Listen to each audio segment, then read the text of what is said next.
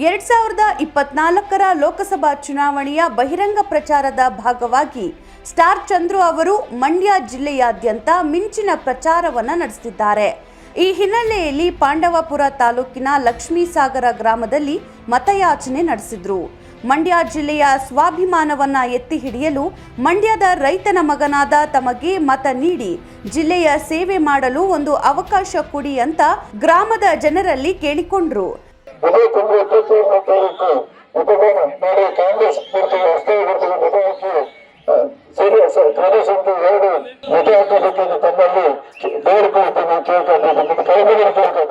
ಈ ವೇಳೆ ಶಾಸಕರಾದ ದರ್ಶನ್ ಪುಟ್ಟಣ್ಣಯ್ಯ, ಎಂಎಲ್ಸಿ ದಿನೇಶ್ ಗೂಳಿಗೌಡ, ಸಿಡಿ ಗಂಗಾಧರ್, ಎಚ್ಪಿ ರಾಮಣ್ಣ, ರೇವಣ್ಣ, ತ್ಯಾಗರಾಜು ಮತ್ತಿತರರು ಹಾಜರಿದ್ದರು.